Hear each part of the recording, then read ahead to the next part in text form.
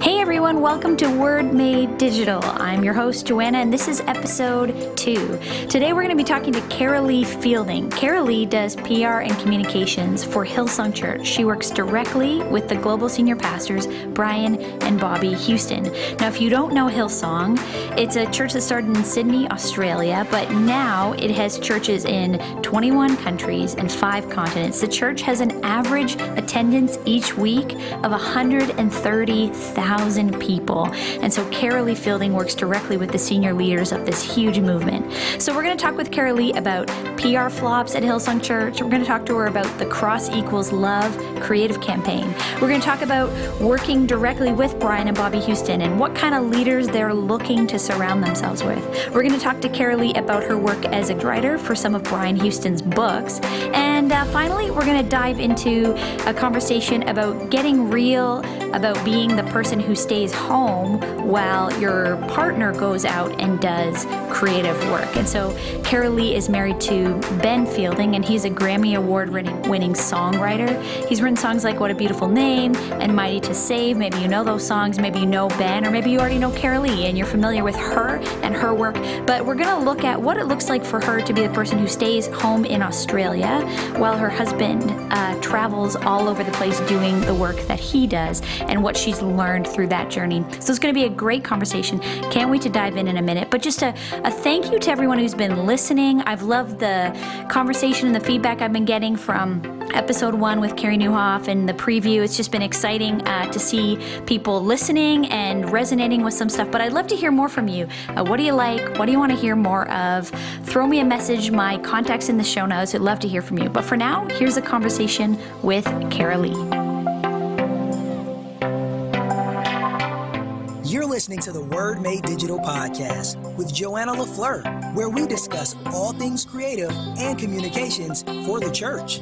The church carries the best news in the world, so we want to help you be the best creatives and communicators in the world. Let's go.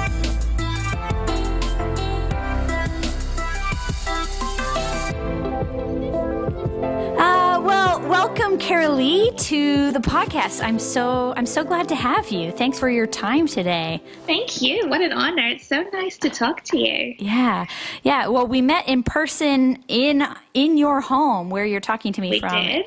In Australia, and it was an honor to meet you and to get a glimpse into your life and your amazing family. And so I'm so glad you had some time today to chat.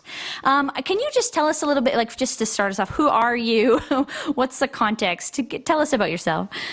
All right. Well, I am a Canadian girl, born and raised in Vancouver, Canada, and fell in love with an Australian boy. And we've been married for 11 years now. And so my husband, Ben Fielding, and I live in Sydney, Australia. And we are on staff at Hillsong Church and have been on staff for 10 years. And we both work in kind of a creative capacity in different departments, and we have 3 small children: Harper James, who is 5, a little boy Leopold Benjamin, who is 2, and a little girl to complete our family, Ella Fair, came into our lives about 9 months ago, and our hearts are full, our hands are full, but we are loving life. Yeah, so you've got a lot going on over there, but I mean, from my own observation, you do it with a lot of joy. There's just a lot of joy in your house. And I mean, those kids are so easy to bring joy. They're amazing. But so how does this all fit with you and your work? I mean, as you right now, I know you're in sort of a different season of your life. But tell us a little bit about what your work at Hillsong. What is your job or your title? Yeah, sure. So 10 years ago, I actually went on staff in like an assistant capacity to our media director. So that's how I initially came on staff. And then probably about a year later, I actually ended up in her role. So oversaw what we called then our media department, but it actually wasn't like media internally in the church, it was external media, so more like public relations, things like that. So spent a lot of time with external I guess, journalists and news outlets, and just trying to communicate what was happening in the church in a way that made sense to our community, to our nation. Obviously, Hillsong Church is a growing church, and we were expanding globally, and there was a lot of interest at the time. And so that was my role. And over time, that has just evolved a lot, and I have done many different things, but I always remained in the same department. I work with our senior pastors, Brian and Bobbie Houston, and basically just support them in their communication endeavors. Yeah. Yeah. And so you're saying, I'll go back then a little bit to farther back 10 years ago. When you're saying you started out doing media or doing some outward public relations, was that like because in a PR firm, you might be doing that as pitching stories. So was it that you were responding to requests or, at different times in the story of Hillsong, there's been major news stories. Were you responding to that, or were you trying to get the word out there yourself? How did that go for you? Like, what did that look like? Yeah, so what happened was, on kind of a daily basis, what it really looked like at the time, 10 years ago, we were probably in a position where our church had grown exponentially. And the culture in Australia, and I think many people would say this, and Pastor Brian talks about it in one of his books, but is what we would call tall poppy syndrome, where it's a very... it's a suspicious culture, maybe a little bit of a cynical culture when it comes to religion. And people were suspicious of that which they didn't know. And I think our nation had never seen a church like ours before. It had never seen a church that was so full of young people, so full of kind of excitement, and it was loud, and it was growing because, the statistics say in as many nations around the world, but the statistics in Australia say that church is actually on the decline, and that was just not our story. And I think because of that, it piqued a lot of people's interest. And at the time, it wasn't always great interest. It was things like typical things that you'd see from people investigating churches, coming down on us for some really normal religious practices like tithing and things like that. And so we kind of set out to speak to our nation and to media outlets in our nation in a way that they could understand, and to start to communicate in a way that maybe we hadn't been in the past. I think it's really easy as a church to kind of go out there with your church campaigns, which are beautiful, and speak to the heart of what you're doing internally and to the vision of what you're doing internally to the people who know, love, and understand what you're all about. Right. But then you're using words like the kingdom is coming and stuff like that to people who have no idea about the Bible and have never heard of the good news of Jesus Christ. And it can actually come across sometimes a little bit scary, sometimes just completely absurd. And we realized we actually had to change a lot of our language internally to make sense to the people we were trying to reach, actually, in our community. And so we set out on a bit of a soul-searching journey within our church. We had a lot of consultants come in and talk about our brass values and our gold values and the things that we wanted to communicate and how we could do that better in order to share the gospel of Jesus better and to make the church of Jesus Christ and the bride of Christ shine the way it should in our community. So that's really the heart behind our media department at the time. Right. And you just said this thing about brass values, gold values. Can you explain can you give a definition for what those are?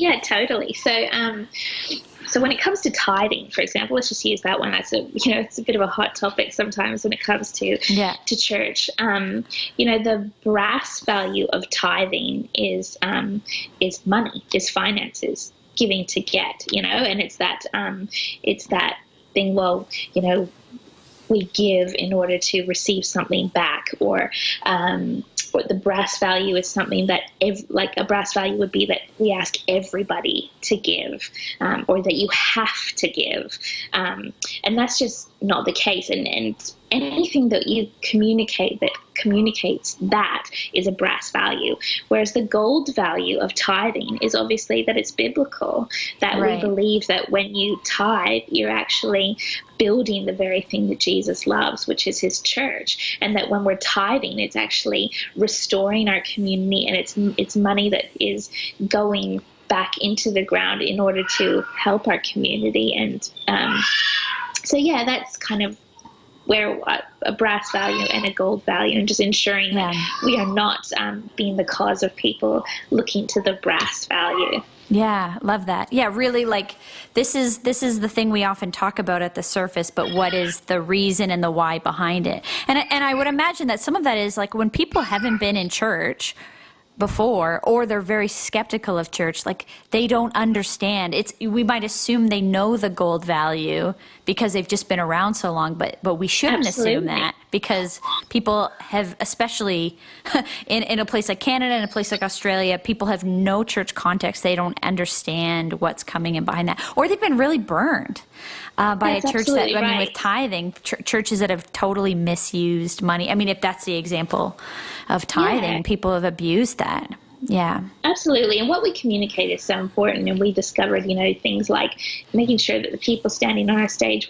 we're saying to people every single time, this is a free will offering. Something as simple as that. We just thought that was a given. Like nobody is, reaching into your pocket. We just assumed that was a given, but it actually wasn't a given. There were people in there who maybe felt like because they came, they were compelled to do something. Like it's a price of tickets or something. That's right. And it just, we realized that, we were the ones that were in charge of communicating our values and just ensuring that we were doing that across the board. Right.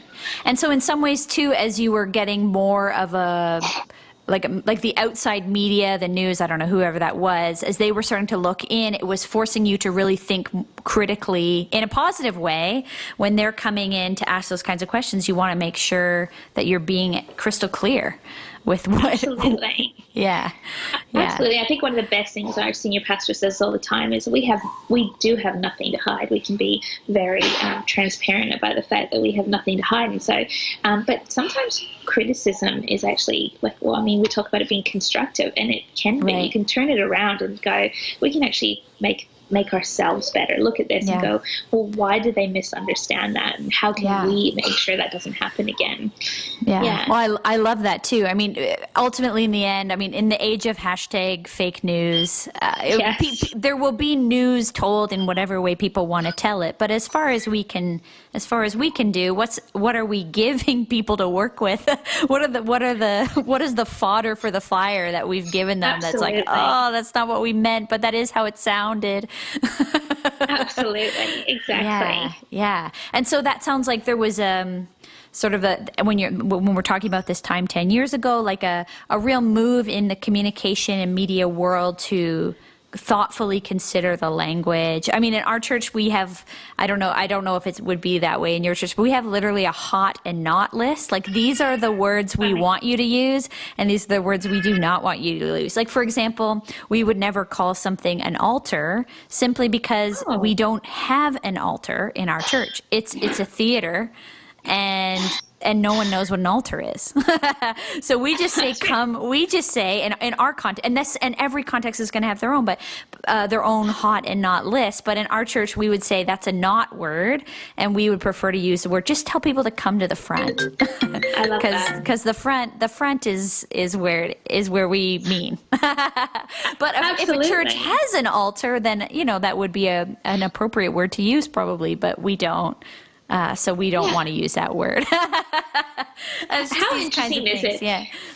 Like, it's really, I always say to people, the one thing that you can really do for your communications team is ask them to bring an unchurched friend to church and sit through a service with your unchurched friend, and write down the times that you cringe in our services, and the times that just you feel like we could have really done that better, or I love that didn't make sense to them, or I had to turn to them and explain what was happening at this moment. Right. Yeah. Or like the car ride home, what do you need to apologize for? Or like, that's right. And sometimes, there's going to be you hope that there's stuff that sparks conversation, but not for the wrong reasons. Yeah, exactly. That's right. Yeah, totally. So do you have an example of something? Like I've said that an example at our church, just one of a long list is in our hot and not list is this altar versus we just tell people to come to the front. Are there some words or some language that you didn't necessarily think about until you began to critically assess it? Is there a word or a phrasing that you've changed? Yeah, I mean, we have this it's a little bit of a joke in our team because we there's a big freeway that runs through Sydney, and just before the exit to where you would get off to go to Hillsong Church, kind of our main campus, is an overpass, and we have before when we have church campaigns or things that we want to get across, we have rented the billboard above that overpass. Yeah. Okay, so like hundreds of cars have seen this billboard every day. So it's an amazing tool for evangelism and things like that. We had this campaign, and it made so much sense to us at the time. And the tagline of the campaign was "Because we can." So, and the point being is that like we can help people, because we have the resources to do it. Mm-hmm. We can love people because it's within us, because we have been loved. We can, all these wonderful things that within our church, because we've been talking about it so much and it was being spoken about from the platform, it made so much sense. But when we did a banner for the M2, it would just basically said, like Hillsong Church, because we can. And there was there was pictures of some of the children that we were sponsoring overseas, and there was pictures of like our own community and all this kind of stuff. And it just kind of came back to us. Like, that just seems so arrogant to people driving down the freeway who don't understand anything about Hillsong Church. It's almost saying like, we can do whatever we want just because we can, because of who we are or whatever. And it was so funny to kind of, to all of us, like I said, we've been hearing about it to people that go to our church. It was like actually like a meaningful slogan that was like, you can do it just because it's within you to do it. But to everybody else, it made no sense what we were communicating to the public. And it was one of those things that we laughed about later and took down as soon as we realized. Yeah. And that's a perfect example. Every marketing company in the world has had these blunders, and they all get fired after they don't realize, like when they translate that phrase into another language, it's offensive, or they didn't realize. It's not a unique to church thing, which I guess makes me feel better when we have these kinds of mess ups. That's right. Yeah. There's a genius behind all of our Hillsong Church campaigns. His name is Jay Agate, and I think you met him when you were here with us. And he's wonderful and brilliant, and he's got a real passion for what he does. And one of the best things we ever did was our Easter campaign. Probably started about 6 years ago, but the campaign was simply cross equals love. And it was just a cross equals a heart. And we just realized that sometimes when you just keep it simple and just keep the message exactly that, just the message of the gospel, that campaign has done amazing things, and it has gone places, and it's not connected to Hillsong Church. You won't see a Hillsong logo under our Cross Equals Love campaign. It's because that's not what it's about. It's not about our church. It's actually just about the fact that the cross equals love. And we have seen it skywritten in the sky. We've seen it, washed into the pavement. We've seen it written on across doorways and businesses, and handed out business cards. And my little boy, it's something about it resonated with his little 5-year-old heart, and across all his journals at school and his workbooks at school, he just sees cross equals love scribbled across it. And I love that. I think sometimes, we think too hard about trying to be clever, and the fact is, the most clever person to ever live wrote the book, thousands and thousands of years ago, and sometimes we just need to keep it simple. Yeah. And I find in Canadian culture, it's probably similar in Australian. I imagine it's increasingly this story in the U.S. that people don't know the most basic parts of it. And so when we try to get so fancy sometimes, it depends who we're trying to talk to, but like, let's keep it simple, because people don't even know what that means. Like, that's right. When we make, I don't know, when we're trying to connect people to Adam and Eve and Moses and Noah and the Apostle Paul, and nobody has any idea about these stories. I mean, in Quebec, I was talking to Australian church planners actually in Montreal, Quebec, and Wow. they made and they were doing a 3-week series in Jonah.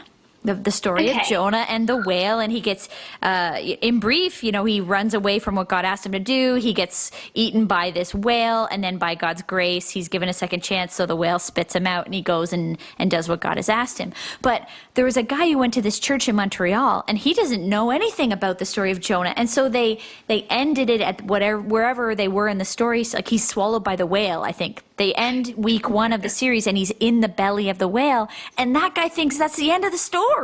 He says to the pastor after, like, oh, it was really too bad about that guy who got swallowed by the whale. That was a bit sad. And, like, he didn't know that there is more to the story, and they're realizing they need to communicate that better. Like, you got to come back next week to hear the next part, or at least even as they think about how they communicate within each message, don't assume that people know how this story ends, even if it's kind of a more iconic story like Jonah and the whale. Like, people don't know the story. Isn't it funny? I think one of my favorites, like, just stories out there is the fact, this lady who you probably heard it before, but she, when she was cooking a roast, she always cut it down the middle. And, the people would say to her, why do you do that? She goes, I don't know. It's what my mum always did when she cooked a roast. She just cut it down the middle. And so finally, one day she asked her mum, said, why do you cut it down the middle? She goes, I don't know. It's just always what my mum did. And so she asked her grandma, so why do we cut the roast down the middle? She goes, I don't know. It's just always the way my grandmother did it. And then when they asked the great grandmother, why'd you cut it down the middle? She said, it didn't fit in my oven. That's why I cut it down the middle. And 60 years later, you've got these larger ovens, and we're still doing the same thing. And I think sometimes with our churches, it's the same. We keep the format the same because it's what needed to happen, 10, 15, 5, years ago. 100 years ago. 6 months ago, you actually needed to do that. But are we constantly looking at ourselves and going, do we still need to do that, or can we change that? Or how do we, how is society changing? How is culture changing? How has our church grown? And why are we continuing to do what we did, and why did we even do it back then? I think, it's something that we always need to ask ourselves. Oh, that's so good. That's so good. And I think what Hillsong has done and has really had a ministry to lead the way in asking those questions and modeling, it could be done a different way. Not the only way to do it, but this is another way, another approach. There's a desire to pursue the why behind the thing, and then finding the best way to reach people of this generation, rather than, we always did it that way. Yeah. Yeah, I mean, I'm like unapologetically biased about the fact that I love my church, and but also the first to say we're not perfect, and we're learning all the time. But I think one of the brilliant things about our leadership, right from Pastor Brian and Bobbie to even the head of Hillsong Australia, is a man named Joel Bell, he's a genius. And one of the things they're not afraid to do is switch things up and question things and give you permission to change things. Obviously, church is such a value to us, and Sunday going to your local church. So we don't necessarily always stream our services or have online things, because we value community and people attending their local church. But one thing that they were noticing is that on certain days, Sunday nights, a couple times a year, attendance would drop by a ton. And what it was is that, Australian culture really values things like rugby, and and people would not come to church, and literally attendance would just drop in half. And it would frustrate the leadership, and it would frustrate the teams who are trying to bring people to church and stuff like that. And so Pastor Brian finally just said, well, let's not do church that Sunday night, and let's do it on the Friday night instead. And instead of people can get up in arms and go, what do you mean we're canceling church for football? And he's like, that's not the way I see it. He's like, we're disempowering the football to affect church, and we'll put church on. So we would have these nights called Sunday Visits Friday.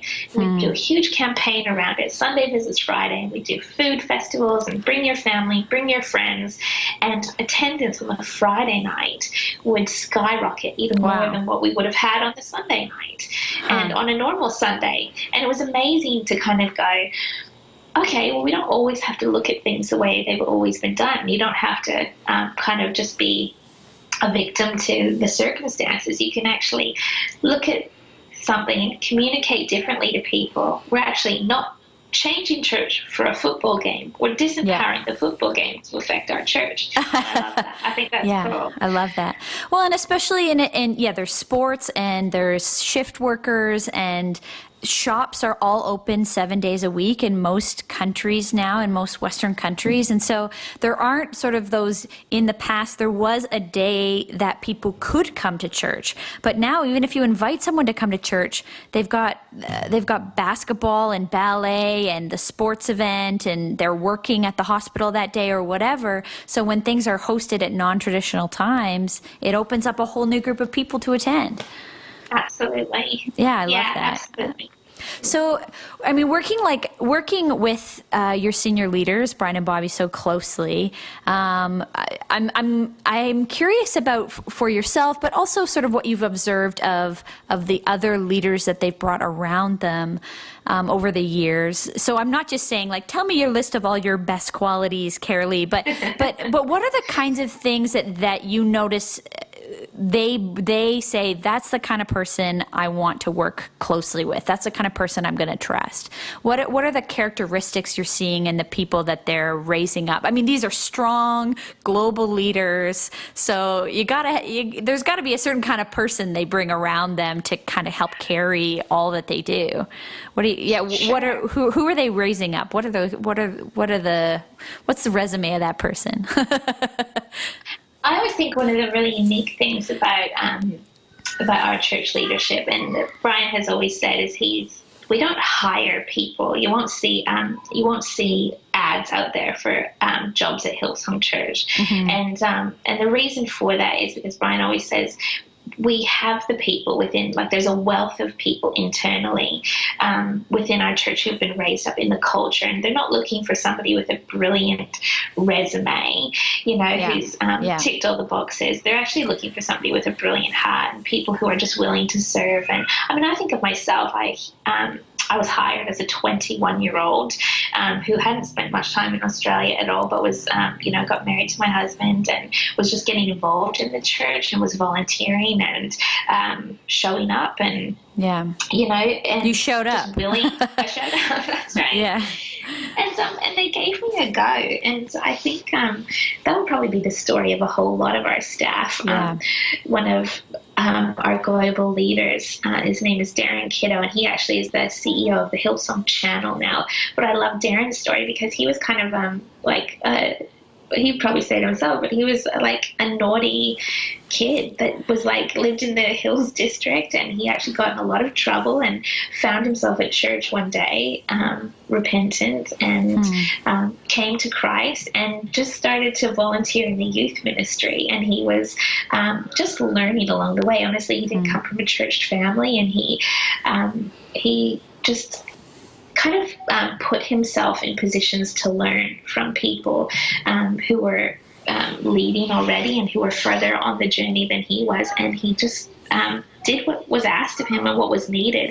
And sometimes I think it was probably like being the car park guy, and sometimes it was, being the setting up the chairs and all this kind of stuff. And I think we've all been there, you just do what you can and what's in your hand and at the time. And I think that's kind of been what's amazing is we have a staff now that's really a family. We've all done a lot of life together, a lot of journey together. We've all been in very different positions.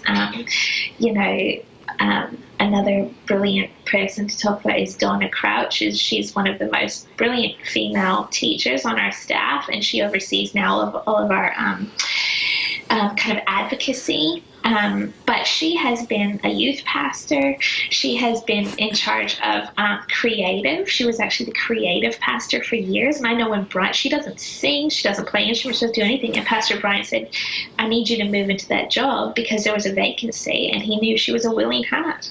And so I don't know that it has much to do with skill as it does to do about heart and I love to learn and to grow. And Yeah, I was hoping you would say that because I think people want a formula, but of if I get this education and if I if I have these skills, like 1 + 1 = 2. But I find often I feel the same way. I'm looking at people in our church and I'm tapping them on the shoulder and saying, hey, I can't wait till we have the right job to hire you for. Yes. Yeah, I love if it had to that. do with skills, I would be very underqualified. Yeah, I think most of us. I think of where I started as well, and what I was given authority to do at an age I probably shouldn't have been given that kind of authority, and I was trusted with because I think I was willing.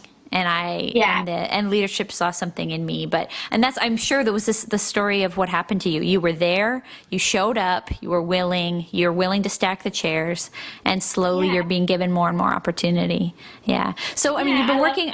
Yeah. Tell me a little bit what you can tell us about the process of writing books.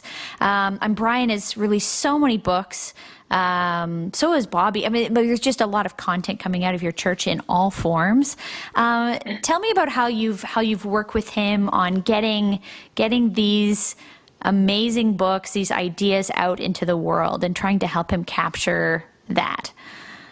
Yeah. So my job has always been to work with Pastors Brian and Bobbie, but a number of years ago, they've always, released books here and there, but often self-published, with teaching and that they have, collected over the years. But a number of years ago, it became quite obvious, Pastor Brian has a lot to say and to give and to teach, and I think it was time that he actually really invested into a book, and because of our relationship, we have worked together for a long time, and I often help him even do things like church emails and things like that. And so we had this history. He asked me to come alongside him in that process, and it's just been an amazing and very fun journey. But basically, over the last couple of years, they have both released 2 books. Pastor Brian's released 2, one called Live, Love, Lead, and one called There Is More. And Bobbie has released one called The Sisterhood and one called Stay the Path. And my role with both of them looks very different. But for the most part, my heart in it is that the teaching that we have been privileged to experience for the last 10 years and other people for 30, 40 years gets to be shared with the world in a way that is fun and exciting and accessible. And so obviously he runs, Pastor Brian specifically is the head of, I don't even know how many churches we have now globally, but he is incredibly on the pulse of all of them. So as much as he is an apostolic visionary, he's also a pastor, and he is very, it's amazing to me the stuff that he knows about and is involved with on a very detailed level. And so it's obviously not possible for him to sit down and necessarily write a book word for word. And so he asked me to come alongside him on that journey, and we worked together for months, and he would record things into his phone, and we would sit down together in meetings, and we would talk through chapters and ideas, and and through that process obviously worked with a publisher and created these books. And I'm so proud of them because I think they are very much him and his teachings, and I think they're going to help a lot of people, and they have helped a lot of people. And so it's an exciting part of our working relationship now that to do writing and I love them. So it's a great combination. Yeah, I love that. And I think it takes a very trusted relationship and a long term of walking with someone to know how to help someone bring out what they're trying to say in their own words. I know, like, even if I know you, when I was with you in Australia, you showed me some things that you were helping write, these letters that were going out to the church, and I do similar stuff. I'm sure lots of people listening have had to do that. Help the leader. They know what they want to say, but how can we help them present that in the best way and in their voice and in their tone? It's what they want to say, but they're not the one necessarily sitting down and like editing the sentences. They've told you how they want to say it, you know their voice, and you're able to help kind of sew those pieces together, I guess.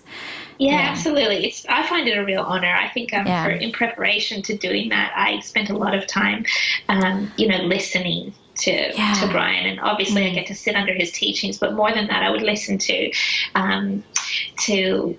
things that he'd write. I'd go into meetings that he was conducting. I would, he obviously travels around the world and preaches at other people's conferences, and I would make sure to get the podcast and listen and just try to get his voice. And obviously I feel like I'm lucky enough to know them in a way that I know his leadership and his heart, but just trying to hear that voice and make sure that people get to experience that the way I do. It's a real privilege. Oh, I love it. And it shows. I mean, I have both. I'm right beside me on the shelf, actually. There's a bookshelf here, and that people won't be able to see. But in the Theater of the Mind, on my bookshelf, both of Brian's books and one of her books, Bobbie's books, are sitting here on my shelf. So it's in the pile. And it's great. And okay, so I mean, maybe people could even hear this in the background a little earlier. You've already said you have this work life and church life, and you have this community life, and you have this family life. And I'm saying that because maybe people heard earlier real life, like kids are in the background as we're talking right now. Maybe people were able to pick that up on the mic. I don't know. They're having a ton of fun, whatever they're doing.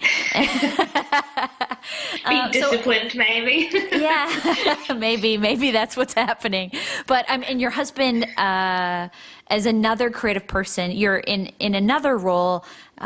You're supporting another creative person whose job takes them traveling, leaving you without him at home. Like, you want to share a little bit about that? What's that journey been like in this season of like a new role for you? There's a new and important role for you guys as a family, as you're supporting somebody else's creative work. Definitely. So my husband Ben is a songwriter. That he's a worship leader, and obviously that takes him to different places. But at the moment, Hillsong Worship has spent a lot of time in America over the past year or so, and he writes with a lot of different people, and the head of Hillsong Worship, Brooke Lidgerwood, actually lives in America at the moment. So, I think his job has taken him all over the world for many, many years, to different conferences and leading worship. And I've always known that, like, in our marriage, I've always, been accustomed to Ben traveling. But obviously that changes and in many ways gets more challenging now that we have 3 small children. And it's funny because I just kind of probably just imagined that it would slow down as we got older, but it hasn't. And in many ways, actually, it's kind of ramped up. And it's such a funny dichotomy and like a balance, because I'm so very aware of the privilege of what my husband gets to do, and we get to hear these amazing stories of the ministry that he does and the songs that he's writing and kind of the work that's come out of his heart and out of our church when it comes to our worship music.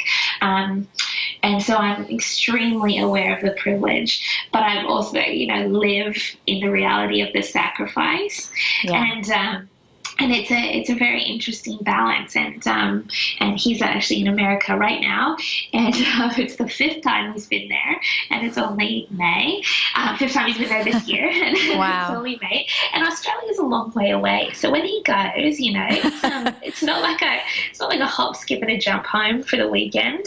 And my family's in Vancouver, Canada, and his family is in another state here in Australia, and so I have, this year in particular, we had a baby girl, and I have taken a much longer maternity leave than I normally would, and it has been such a reflective time for me because I love working. I love what I get to be a part of, but I really felt God speak to me earlier this year about playing that supportive role. And Ben and I have always been a team, and he has never for a minute forgotten me or our family in the whole picture of it. It's every time he gets asked to do something, it's always a conversation. It's never kind of I have to go, and I love that about my husband.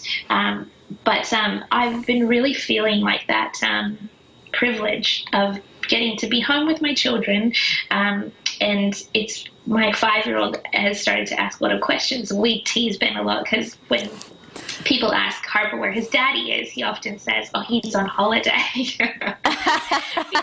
Because to a 5-year-old, his dad's taking a plane and staying in hotels, and like, wow, that's a great holiday. That's what Harper wants to be doing. But it's fun having the conversations with them and saying, Daddy, I know we miss him, and Daddy misses you too, but actually what he's doing is really important, and the fruit of his life is actually also the fruit of your life, Harper. And what Daddy is sowing into the church and into people's lives is actually going to bear fruit in your own life. And so we pray for him, and we try to keep home strong and healthy and happy. And I'm finding it to be a real joy, as much as it's been very hard work. And I take my hat off to all the full-time mothers. I've found real joy in it, and I'm watching him flourish in what he's so obviously called to do, and that is, I find that wonderful. Yeah. Well, and something that I had a glimpse into for the few days that we were in the same place was this larger community that you're a part of. Yes. Tell us a little bit about that. What does that look like? Day to day, but also with Ben, maybe not always, or 5 times away in 5 months. What does that look like? How does that play out? I don't know how people live their lives apart from the local church, because we, as much as we are a big church, we function like a small church with a lot of people, and you have to, because we require, I require support from my friends and from the other staff members and the team at our church, and it's true. We are a community. We have people that, constantly when Ben's away are messaging, say, can we bring you dinner? Is there anything you need? Or, when I get to church, somebody's got a parking spot for me and is helping me get the 3 kids into the church. I walked into church on Sunday, and one of the girls said to me, "I'll hold your baby. You go grab a coffee and then come back into the service." And, I just love that, because that's the family of God, and, they're holding your arms up when you feel like you can't. And I also love that I get to sit in church this Sunday, and from the, platform, they're praying for my husband and the team that's away. And I think just, I know I have people to call, and I think that's what's so, so important, like Christianity and faith, and, outworking your relationship personally with God is so important, but outworking it in the community, I think, is a non-negotiable. Yeah. Well, and there are a lot of sort of like the picture of an artist being like a lone wolf, like a creative person that does their creative work on their own. They don't write songs with other people. They don't create art with other people. They only do gigs alone. I don't know, whatever that looks like, lots of different kinds of art, but these solo creatives, and something that I loved when I saw a glimpse. I mean, I am no expert on your life, but what I got to see of your life was that it was real, and that it was like I felt like every time I went by your house, there were people around the table having food or drink, or just like loving on your family and your kids, like people who know and love your kids. And it's you're doing church and doing creative work in the context of a very rich community life, which I think then pours itself out into the work itself and into the ministry that is touching the whole world. But it's these behind the scene things that nobody really sees. And I was so glad that what I saw behind the scenes was so positive, because sometimes we all have examples of the opposite. We've admired someone or something from afar, and you get a little bit to know that person or that leader or that organization, and you see stuff that's kind of a little bit disappointing sometimes. And nothing's perfect. There's no perfect person, no perfect church, but to see that you create and you do church in a really amazing community that actually does want to care for each other and do this small church in a big giant church thing. Yeah, it's true. Yeah. And, I don't know if you've read the book by Richard Foster. It's called Celebration of Discipline. Yeah. But in it, he talks about loneliness and the difference between loneliness and solitude. And I think the quote says something along the lines like loneliness is basically it's not okay. It's not what God intended. But solitude is learning to be alone safely and learning to be alone and to grow in that alone time. And I think what I have found is, I think probably at the beginning of our relationship, or when Ben was traveling and maybe I was a bit less mature in my spirituality and in our relationship even, I think I probably created a bit of a fuss with him and a bit of stress in our lives over the fact that I was just lonely. And I feel like he would leave me and he would be doing all these wonderful, fun things, and I would just be kind of alone in my work and in my home and raising our kids and stuff like that, and I realized that I could actually find solitude in the fact in the times where he went away, and I could learn to make that time a really safe time for both me and him and for our family. And actually, I've just put things into practice that during those times I make sure I have people come over, and I do dinners at our house, or, pastoral catch-ups that I want to have, and make sure the conversations in our home are positive, and that, even Ben, I imagine his creativity, if his wife was at home and, calling him all the time or complaining, I can't imagine that would be good for his creative soul. But being able to kind of go, no, we're fine, and I don't hide things from him when things are hard, but to know that we're here and we're safe and we're healthy, and I've put things in place to know that we're going to get through these, next 10 days or whatever is really important. Yeah. Awesome. Well, Karalee, thank you so much for your time. This has been so fun. It's so fun to catch up with you personally, but I also think that there's just been such rich stuff that you've said that I think people can apply really practically, but also be encouraged by in their ministry.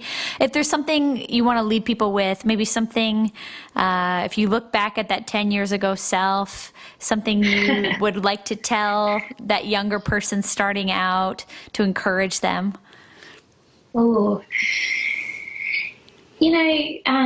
I think it's so easy to focus on circumstances as they come. And obviously, if you're a part of a church and listening to this, or you're a minister or something like that, there's so many circumstances around us and people that we're constantly pouring into, that can, in many ways, you can feel depleted, or if something, I don't know, maybe you're a wife at home and your husband travels and you're like me and you are just feeling poured out. I just, one of my favorite verses I go back to all the time is Psalm 103. It's, bless the Lord, O my soul, and forget not all of his benefits.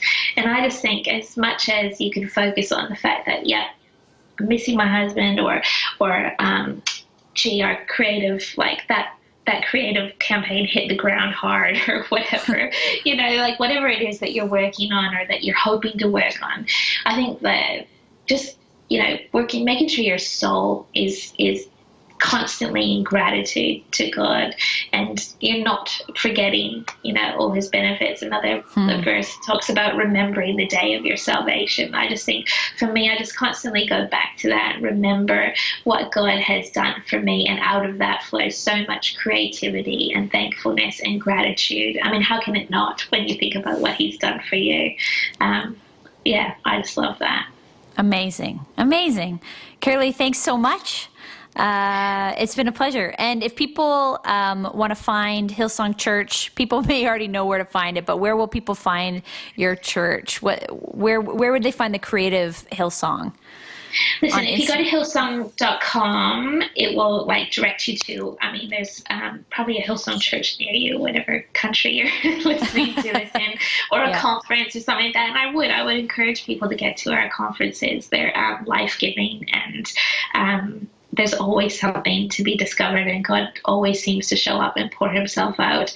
And so if you're feeling burnt out, or like you just need a place to refresh, I really do believe that our conferences are for that. And so hillsong.com will give you all that information. Social media and all that stuff is on there, so you can check it out. Yes. Cool. Thanks so much. Joe. Love ya. Well, that was great. I hope you appreciate, like I do, how candid Karalee is, just how real she is with us about her life and her story and what's going on in her church. If you want to know more about Hillsong Church, hillsong.com, or of course on any platforms at Hillsong, you'll find them. It's ridiculously easy to find Hillsong online. Karalee's own Instagram and all the stuff is actually private, so you won't be able to find her, but you can definitely find things about Hillsong. And so if you like this episode, if there's something in it that connected with you, or you're thinking, oh man, so-and-so has got to hear this, well, pass it along, share it. I would love you to share the good word about Word Made Digital with people in your life. And that just helps us get the word out about that this podcast even exists as we continue with our launch. So next Monday on the episode, we're talking to a friend of mine named Maddie Hapoya. And Maddie and I actually used to work together in church, and now he's a guy who has become just a YouTube sensation in a very short period of time. He's grown to 500,000 subscribers on his YouTube channel, which is called Maddie Hapoya. And his thing is all about learn, make, repeat, how to use YouTube and how to vlog and do video content for this digital age that we live in, and how to learn, then make, then repeat what you're doing to grow and to connect with people online. I think it's going to be a really interesting conversation. He has a lot to say about not only the YouTube platform for our time in 2018, but also what it could have to do with being in ministry or being in church work, and how that can be used by people like that. And so I think you're going to love the conversation with Maddie. He's a brilliant guy, and you're going to want to check out his YouTube after you hear the conversation. So we'll see you next week on Monday for the conversation with Maddie. Thanks for listening to the Word Made Digital podcast with Joanna LaFleur. Head over to joannalafleur.com for more practical tools, interviews, and videos for creatives and communicators. We'd love to help you be the best you can be at communicating the best news in the world. Tap that subscribe button.